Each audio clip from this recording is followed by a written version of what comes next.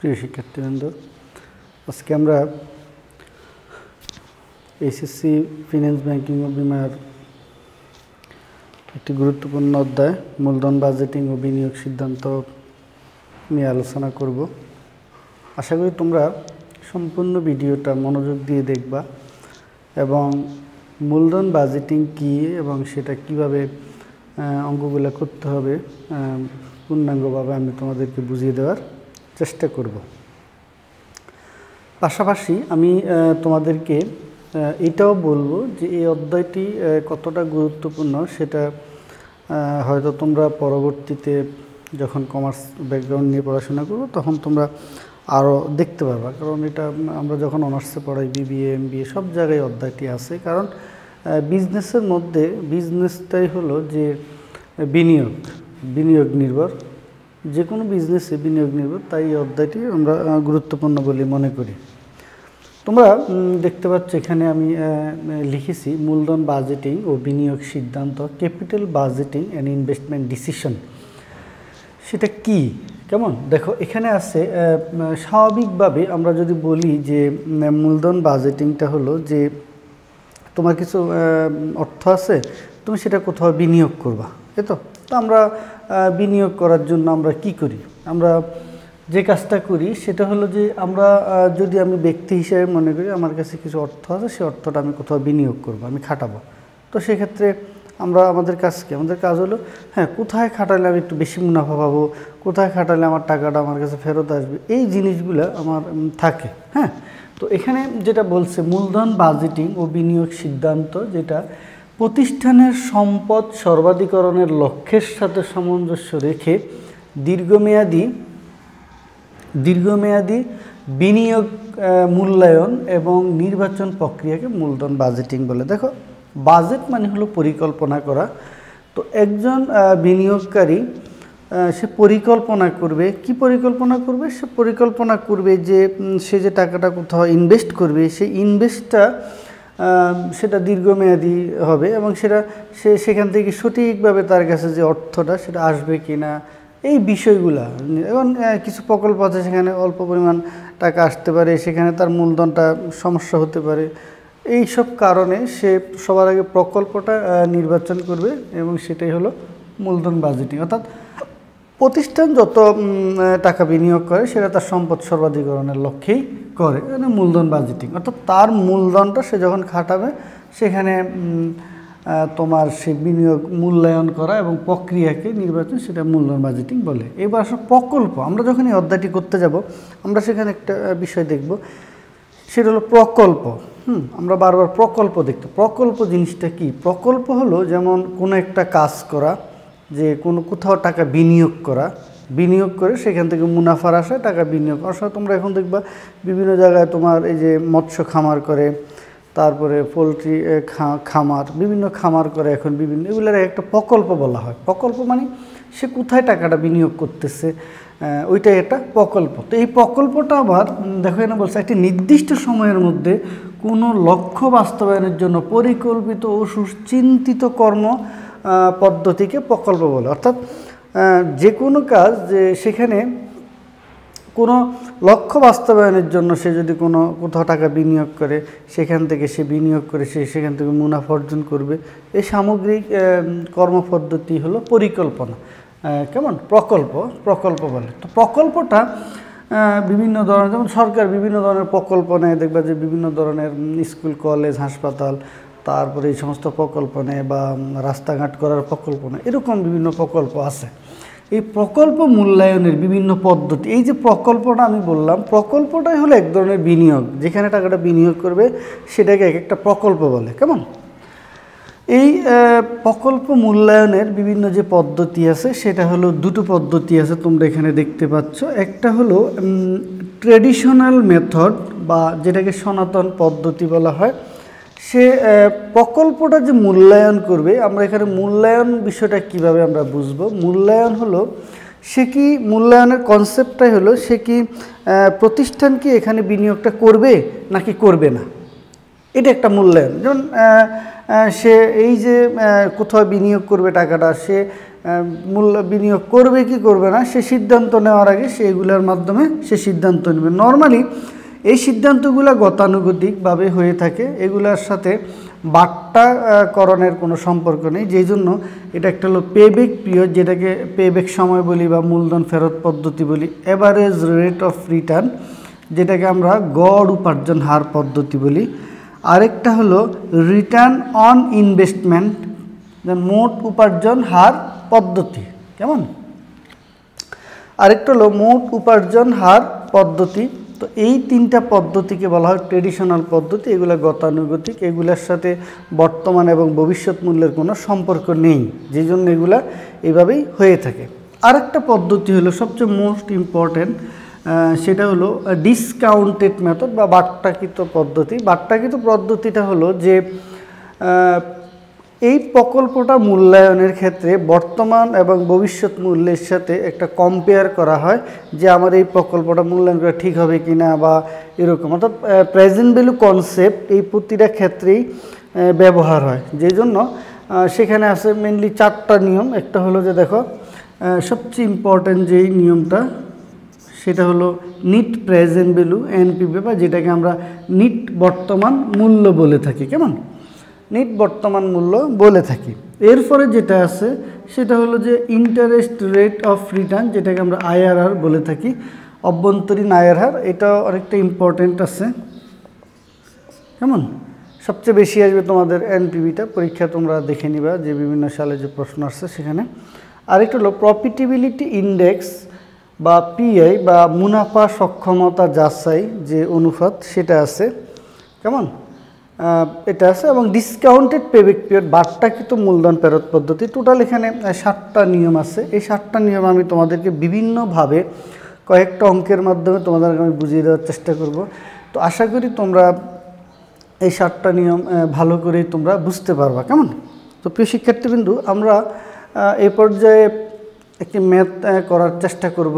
ম্যাথটি আমরা প্রাথমিকভাবে কিভাবে আমরা ম্যাথ করব, তার আগে আমি তোমাদেরকে একটু সামান্য একটা বিষয় নিয়ে একটু আলোচনা করব। সেটা হলো যে এই অধ্যায় যখন আমরা করতে যাব, অধ্যায়টা করতে গেলে আমাদের কিছু গুরুত্বপূর্ণ বিষয় নিয়ে আলোচনা করতে হবে। সেটা হলো যে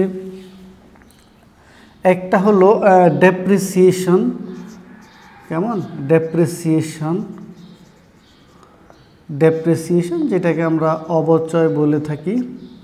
এই অবচয়টা হলো আমরা এর আগে আমি দৃশ্যমান অদৃশ্যমান অধ্যায়ে পড়েছি। এটা একটা অনগদ খরচ। কেমন? এটা অনগদ খরচ।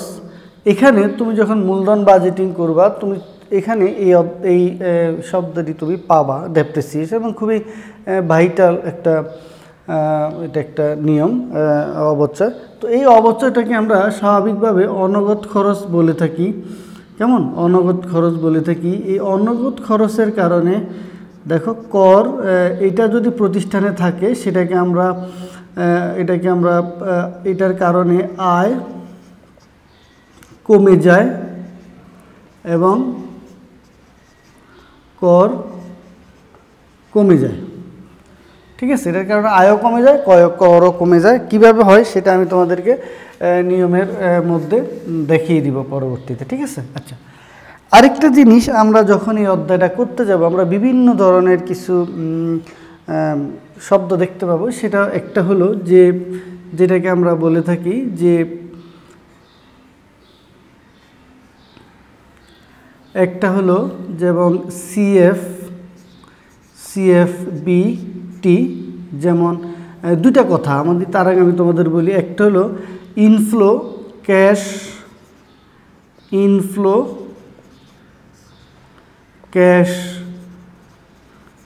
আউটফ্লো, ক্যাশ ইনফ্লো এবং ক্যাশ আউটফ্লো। এই ক্যাশ ইনফ্লো বা যেটাকে আমরা সিএফএটি বলে থাকি। আচ্ছা, আগে ক্যাশ ইনফ্লোটাই বলি। ক্যাশ ইনফ্লো মানে হলো যে নগদ আন্তঃপ্রবাহ। কেমন? অর্থাৎ বিজনেসের মধ্যে আমি যখন টাকাটা বিনিয়োগ করি সেটা হলো আউটফ্লো। দেখো এটা হলো ক্যাশ আউটফ্লো বা নগদ বহিঃপ্রবাহ। নগদ বহিঃপ্রবাহ। দেখো ইনফ্লো অর্থাৎ আমি যে বিনিয়োগটা করব সেই বিনিয়োগটা আমার কাছ থেকে যখন চলে যাবে তখন সেটা হবে আউটফ্লো বহিঃপ্রবাহ।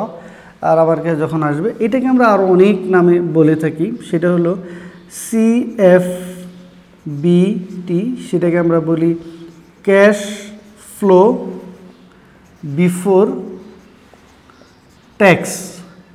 একটা হলো কর পূর্ববর্তী নগদ প্রবাহ, নগদ আন্তঃপ্রবাহ, এই গেল একটা।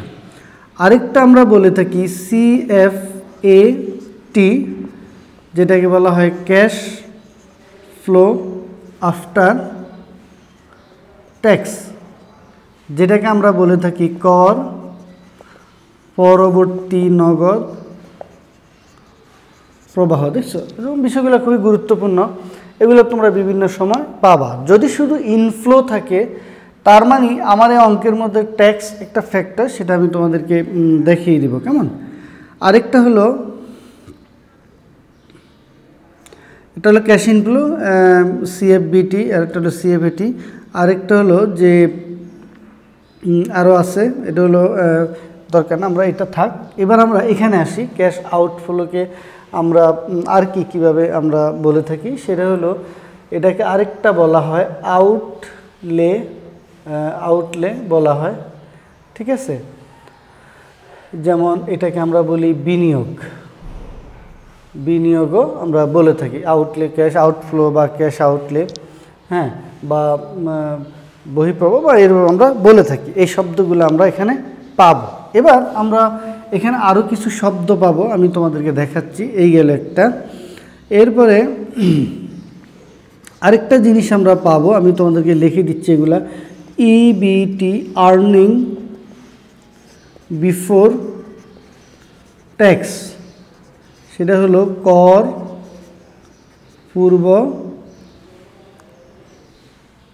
পূর্ব আয়। কেমন? আরেকটা আমরা পাবো EAT, আর্নিং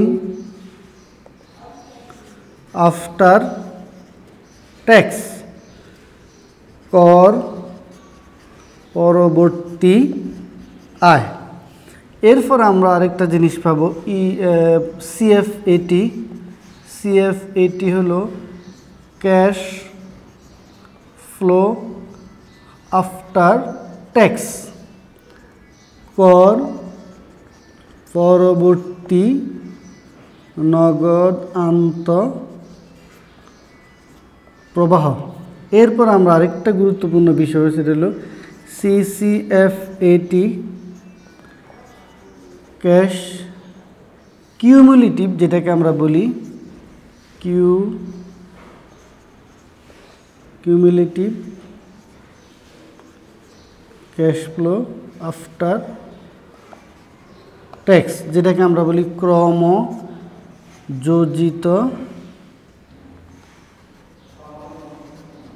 নগদ প্রবাহ।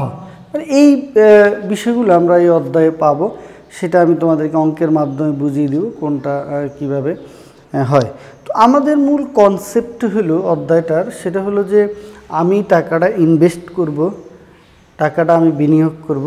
কিসের আশায় বিনিয়োগ করব? আমি সেখান থেকে বছর বছর আমি সেখান থেকে রিটার্ন পাওয়ার আশা করব। কেমন? তো ঠিক আছে, আমরা এই বিষয়গুলো আমরা দেখলাম। এই পর্যায়ে আমরা একটি ছোট ম্যাথ করার চেষ্টা করব। ওই ম্যাথটি, প্রথম যে নিয়মটা সেই নিয়মেরই একটা ম্যাথ।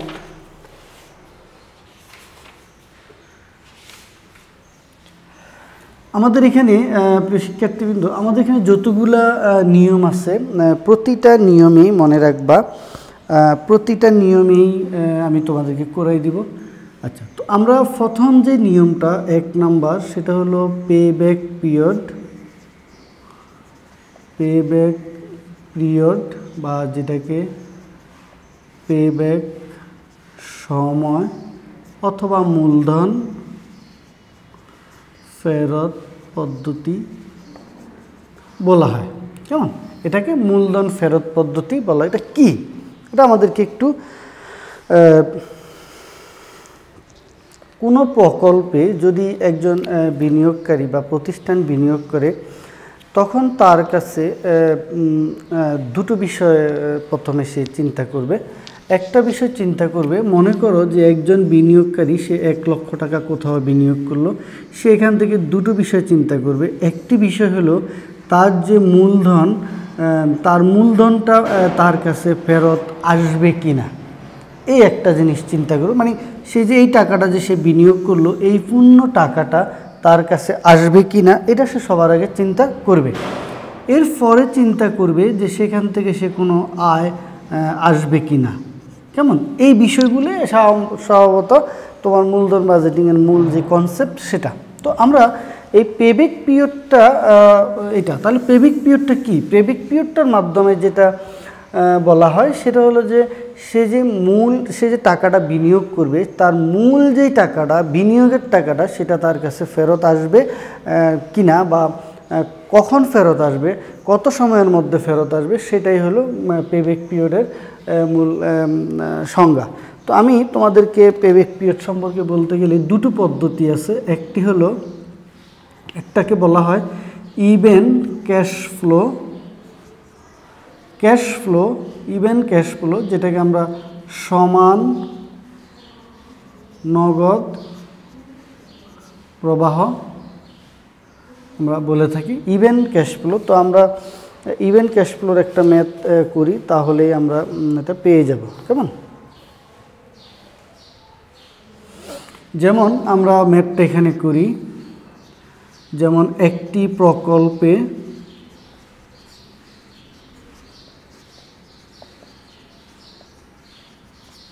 একটি প্রকল্পে 3 লক্ষ টাকা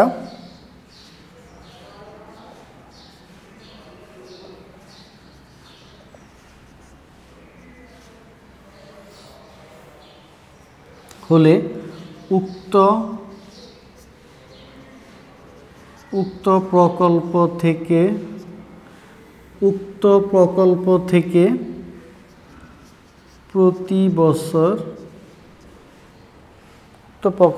প্রতি বছর 50,000 টাকা নগদ আন্তঃপ্রবাহ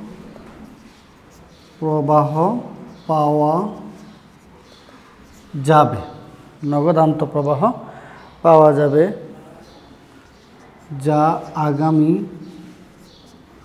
10 বছর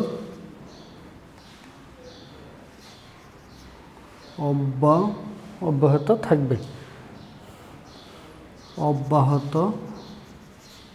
থাকবে। কেমন? তাহলে পেব্যাক পিরিয়ড নির্ণয় করো। আচ্ছা, এখানে তোমরা একটু লক্ষ্য করো, আশা করি আমরা ধীরে ধীরে জিনিসটা সামনের দিকে আমরা এগিয়ে যাব, তারপরে আমরা এগোবো। তো দেখো, এখানে একটি প্রকল্পে 3 লক্ষ টাকা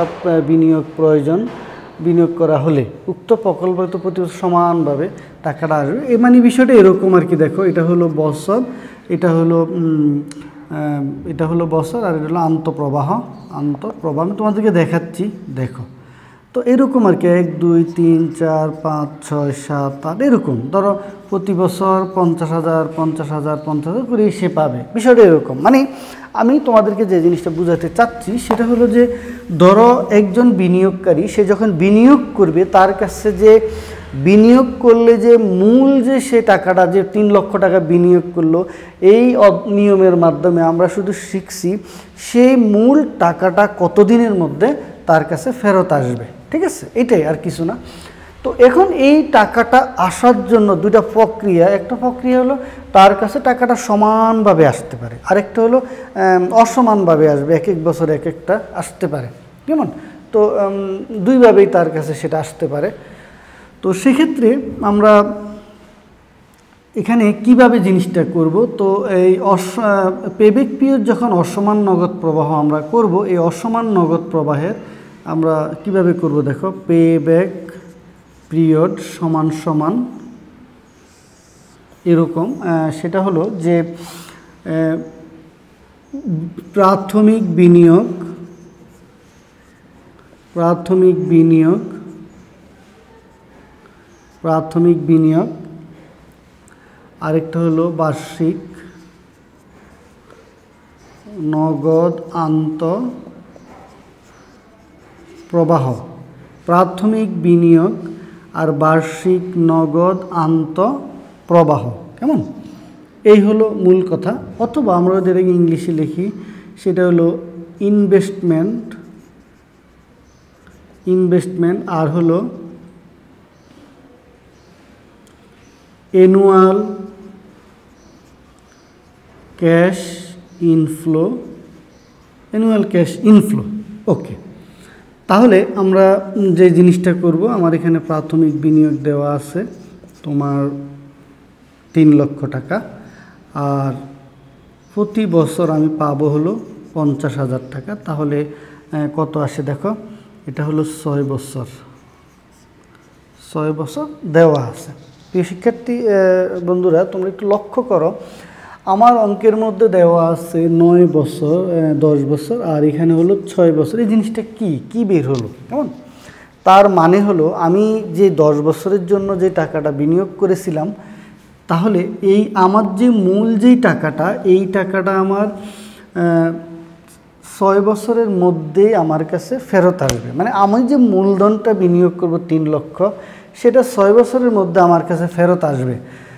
তাহলে এখন লক্ষণীয় যে আমি কি বাকি 4 বছর পাবো না? হ্যাঁ, আমি বাকি 4 বছরও 50,000 টাকা করেই পাবো। কিন্তু এই নিয়মের মাধ্যমে আমরা যেটা শিখলাম, পেব্যাক পিরিয়ডের মাধ্যমে, পেব্যাক পিরিয়ডের মাধ্যমে আমরা শিখলাম যে আমি যে টাকাটা বিনিয়োগ করছি সেই টাকাটা আমার কাছে, সম্পূর্ণ টাকাটা আমার কাছে ফেরত আসবে। আমি বিনিয়োগের টাকাটা ফেরত, আমি কিন্তু এটার মাধ্যমে কিন্তু মুনাফা কত সেটা হিসাব করা হয় না, এটার মাধ্যমে হিসাব করা হয় তার কাছে মূল যে মূলধনটা সেটা ফেরত আসলো কিনা, সেটাই হলো পেব্যাক পিরিয়ডের এটা। তাহলে বাকিটা আমরা কি করব দেখো, বাকিটাকে আমরা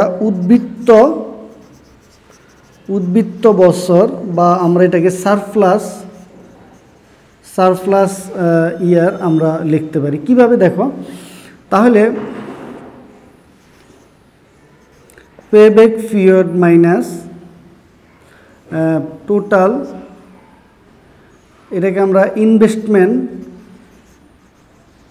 ইনভেস্টমেন্ট ইয়ার মাইনাস পেব্যাক পিরিয়ড আমরা দিতে পারি। তাহলে 10 বছরের মধ্যে 6 বছর যদি হয়, তাহলে 4 বছর হলো উদ্বৃত্ত। মানে তুমি তোমার বিনিয়োগকৃত ধরো টাকাটা 6 বছরের মধ্যে পেয়ে গেলা, বাকি 4 বছর তুমি যাই গ্রহণ করবা সেটাই হলো উদ্বৃত্ত বা সারপ্লাস, বা সেটাই তোমার ধরো মুনাফা তুমি ধরে নিতে পারো। তো এটাই হলো পেব্যাক পিরিয়ডের ইভেন ক্যাশ ফ্লো। তাহলে ইভেন ক্যাশ ফ্লো বলতে সমান নগদ প্রবাহ বলতে বোঝায় তুমি যে টাকাটা গ্রহণ করবা সেটা সমানভাবেই সেটা সমানভাবেই তুমি গ্রহণ করবা। তো আশা করি শিক্ষার্থী বন্ধুরা তোমরা বিষয়টা, কনসেপ্টটা ক্লিয়ার হয়েছ। আচ্ছা, এই পর্যায়ে আমরা আরেকটা বিষয় এখানে খেয়াল করব যে যদি অসমান হয় এটা, তাহলে আমরা সেটা কিভাবে করব। আচ্ছা, আমি তোমাদেরকে আরেকটা বিষয় বলে রাখি যে এই অঙ্কটার মধ্যে আসলে তোমরা এটা বুঝতে পেরেছো, এই অঙ্কটার মধ্যে মনে করো যদি তোমাদের এমন হয় যে ট্যাক্স থাকে, ধরো অঙ্কটাতে মনে করো ট্যাক্স আছে, সেক্ষেত্রে কি হবে দেখো, অনেক কিছু পরিবর্তন হয়ে যাবে, তোমরা একটু দেখে নাও।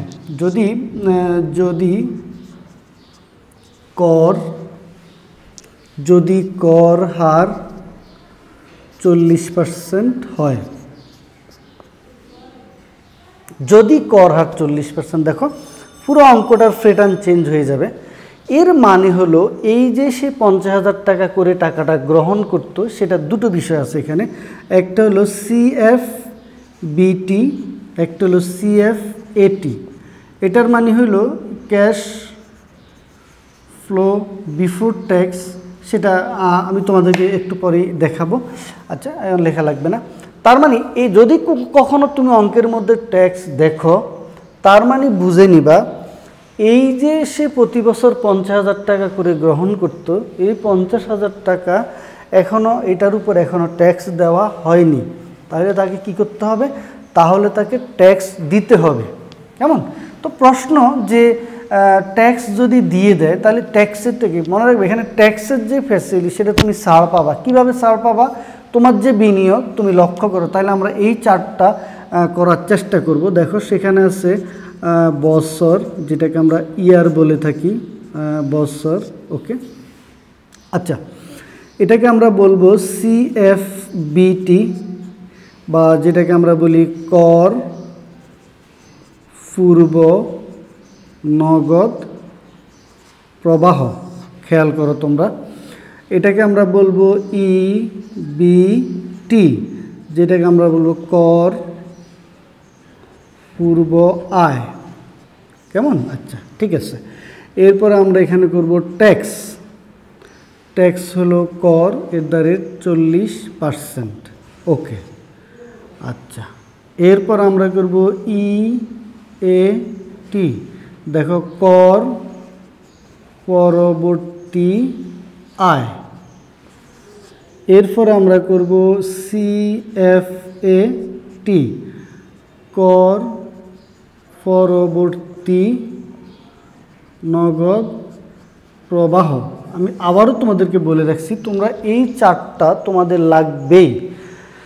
কখন লাগবে? আমি কখন এই চার্টটা আমি প্রস্তুত করব? যখনই অঙ্কের মধ্যে ট্যাক্স থাকবে। মনে রাখবে। ও আরেকটা আমাদের এখানে রয়ে গেছে, সেটা হলো যে এই দুটার মাঝখানে সেটা হলো যে ডেপ্রিসিয়েশন বা যেটাকে আমরা অবচয় বলে থাকি। আরেকটা হলো EBT, কর পূর্ব আয়। আচ্ছা, এই কখন আমি এই চার্টটা করব? ঠিক আছে, দেখো আমি এই চার্টটা তখনই করব যখন আমার অঙ্কের মধ্যে ট্যাক্স থাকবে। তার মানে যদি কোনো অঙ্কের মধ্যে ট্যাক্স থাকে তাহলে বুঝে নিবা এই 50,000 টাকা হবে CFBT, কর পূর্ব নগদ প্রবাহ। যদি কোনো অঙ্কের মধ্যে ট্যাক্স না থাকে তাহলে বুঝে নিবা এটা ট্যাক্স দেওয়া হয়ে গেছে, তাহলে হলো এটা। যেমন আগের অঙ্কতে আমি তোমাদেরকে যেটা এই অঙ্কটারই আমি আগের নিয়মে যেটা দেখিয়েছি, যদি অঙ্কেতে ট্যাক্স না থাকে তাহলে বুঝে নিবা CFAT, যদি অঙ্কেতে ট্যাক্স থাকে তাহলে বুঝে নিবা সেটা CFBT, কর পূর্ব নগদ প্রবাহ। তো আমরা এটা কিভাবে করব? মনে রাখবা যেহেতু প্রতি বছরই সমান, আমি যদি এটা এইভাবে করব, দেখো ধরো এটা হলো প্রথম বছর, কর পূর্ব নগদ প্রবাহ ধরো আমার এখানে CFBT হলো 50,000। আসো ডেপ্রিসিয়েশনটা এখানে যদি কোনো কিছু বলা না থাকে তাহলে আমরা স্ট্রেট লাইন মেথডে ডেপ্রিসিয়েশনটা ধরবো। তাহলে 50,000 মাইনাস 0, সেলভেজ ভ্যালু নেই, তাহলে 10 বছর কত অবচয় হলো, যেহেতু এটার মেয়াদ 10 বছর, এটা হলো 3 লক্ষ টাকা। 3 লক্ষ টাকা সম্পদের মূল্য, তাহলে 10 হলো 30,000 হলো আমার এখানে অবচয়। মনে রাখবা ট্যাক্স থাকলেই অবচয়টা আসবে। কেন আসবে সেটা আমি এখনই তোমাদেরকে বলে দিব। তাহলে সেটা হলো 30,000 টাকা। তো আমরা এখানে দিব 1, এখানে দিব 2, এখানে দিব 3, এটা হবে 4 মাইনাস 2 মাইনাস 3, এটা হলো কত? 20,000। ওকে, 20,000। তাহলে 5 সমান 4 গুণন ট্যাক্স, তাহলে 20,000-এর যদি আমরা বলি 8,000 টাকা হবে, এটা 8,000। ওকে, 8,000। এরপর আরও 6 হলো 4 মাইনাস 5, তাহলে হলো কত? 12,000। আর এটা হলো 7 সমান 3 যোগ 6, তাহলে 30,000 আর 6,000 হলো 42,000। একটা জিনিস লক্ষ্য করো, বুঝো তোমরা জিনিসটা, সেটা হলো যখনই অঙ্কের মধ্যে ট্যাক্স বিষয়টা থাকবে, ট্যাক্সের যে কনসেপ্টটা সেটা যদি অঙ্কের মধ্যে থাকে তাহলে আমাদেরকে একটা বিষয় খেয়াল রাখতে হবে, যে প্রতি বছর আমি যে আন্তঃপ্রবাহটা পাচ্ছি সেই আন্তঃপ্রবাহটার মধ্যে ট্যাক্স যুক্ত আছে, মধ্যে ট্যাক্স দেওয়া নেই। এখন আমাকে ট্যাক্স বের করতে হবে, ট্যাক্স দিতে হবে। মানে যখন এটা থাকবে তখন আমাকে ট্যাক্সটা নির্ণয় করতে হবে। তো এখানে আমি ট্যাক্সটা নির্ণয় করলাম কিভাবে? দেখো প্রশ্ন হলো ডেপ্রিসিয়েশনের এই বিষয়টা এখানে কেন আসলো। কেমন? মনে রাখবা তোমার যে আয়টা, তোমার যে সম্পত্তির তুমি আয় করবা, তুমি সম্পত্তির যে ডেপ্রিসিয়েশন দেখাতে পারবা, কারণ ডেপ্রিসিয়েশন হলো একটা অনগদ লেনদেন। এই ডেপ্রিসিয়েশনের মানে তুমি যে সম্পত্তির উপরে সরকারকে ট্যাক্স দিবা, ওই সম্পত্তির একটা অবচয় ক্যাশ ফ্লো স্টেটমেন্টে সেটা ধরা হয় যে এই অবচয়টা হলো ওই সম্পত্তিতে একটা অবচয় থাকবে, মানে সম্পত্তিটা প্রতি বছরে ক্ষয়ে যাবে। তো তুমি যদি এখন সম্পূর্ণ 50,000 টাকার উপরে 20% তুমি যদি ট্যাক্স দাও, তাহলে তোমার ওই সম্পত্তির তো অবচয় আছে, তুমি সেটা তাহলে কী করবা? এই জন্য যখনই অঙ্কেতে ট্যাক্স থাকবে অবচয়ের বিষয়টা আসবে। দেখো, অবচয়টা হলো অনগদ খরচ, এটা মূলত কোনো নগদ টাকা যায়ও না, নগদ টাকা তার প্রতিষ্ঠানেই থেকে যায়। যে জন্য যখন তুমি সরকারকে ট্যাক্স দিতে যাবা, তখন ট্যাক্স দেওয়ার ক্ষেত্রে তুমি এই অবচয়টাকে বাদ দিয়ে তুমি বাকি টাকাটার উপরে সরকারকে তুমি ট্যাক্স দিবা। যদি পুরো টাকাটার উপরে ট্যাক্স দিতে যাও, তাহলে তোমার বিনিয়োগ করে তুমি লাভবান হতে পারবা না। তো এই সম্পত্তিটা যেহেতু তুমি অবচয়টা দেখিয়ে তুমি ট্যাক্সটা অবচয়টা দেখিয়ে তুমি আয়টা কমিয়ে ফেলছো, তাহলে তোমার এইটা তো তোমার কাছ থেকে নগদে যায়নি, না আগে যাওয়াতে এটা যেহেতু অনগদ খরচ, এটা একটা নগদ আন্তঃপ্রবাহ, সেহেতু তুমি এটাকে তুমি এই কর পরবর্তী যে আয়টা সেটার সাথে যোগ করে এখানে বসিয়ে দিবা। ওকে, আসো আমরা যদি দ্বিতীয় বছর করি তাহলেও দেখো সেমভাবে হবে। এটা 50,000, এটা 30,000, এটা 20,000, এভাবে সমান হবে। তবে আমি তোমাদেরকে যেটা বলবো সেটা হলো, যদি এটা সমান হয় প্রতি বছর, তাহলে এরকম একটা করলেই হবে, 1 থেকে 10। কেমন? 1 থেকে 10 কেন? কারণ এই নগদ আন্তঃপ্রবাহটা যদি সমান হয়, নগদ আন্তঃপ্রবাহ যদি সমান হয়, তাহলে এটা প্রতি বছর সমান হবে, এটা প্রতি বছর সমান হবে, এটা সমান হবে, সবগুলাই সমান হবে। যে জন্য যখন নগদ আন্তঃপ্রবাহটা প্রতি বছর সমান থাকে, তাহলে আমরা এই জিনিসটাকে সমানভাবেই একটা করলেই হয়ে যাবে। তো আশা করি তোমরা বুঝতে পেরেছো। কেমন? আমি প্রতি অঙ্কেতেই তোমাদেরকে এটা বুঝিয়ে দেওয়ার চেষ্টা করব। তো এই পর্যায়ে আমরা করব পেব্যাক পিরিয়ড সমান সমান, দেখো ইনভেস্টমেন্ট আর হলো ইনভেস্টমেন্ট আর হলো CFAT, বা যেটাকে আমরা একটু আগে বলছি যে আমরা এটাকে দিব বিনিয়োগ আর হলো কর পরবর্তী নগদ প্রবাহ। অনেক কিছুই লেখা যায়, তোমরা দেখবা বইয়ের মধ্যে বিভিন্নভাবে আছে। তাহলে এটা 3 লক্ষ আর এটা হলো 42,000। কত আসে দেখো? 3,07.14 বছর। তো আমরা এই ট্যাক্সের কারণে দেখো এটা কমে যাবে, ট্যাক্স যদি না থাকে তাইলে ওইটা একটু বেড়ে যাবে। তাইলে আমরা এটাকে সারপ্লাস ইয়ার যখন ধরবো তখন 10 - 7.14, তাইলে -10 2.85 বছর। তো প্রিয় শিক্ষার্থীবৃন্দু, আশা করি তোমরা প্রথম থেকে যারা দেখছো ভিডিওটা তারা মনোযোগ দিয়ে বুঝতে পেরেছো। আমি তোমাদেরকে আবারও বলি, তোমরা প্রতিটা ভিডিও না টেনে লাইন বাই লাইন দেখবা, তাহলে বাকিগুলো বুঝতে পারবা। তো এর পরবর্তীতে আমি তোমাদের জন্য পেব্যাক পিরিয়ডের পরবর্তী যে নিয়মটা আছে সেটা তোমাদেরকে করিয়ে দিব। তো আশা করি সে পর্যন্ত সবাই ভালো থাকবা, সুস্থ থাকবা। খোদা হাফেজ।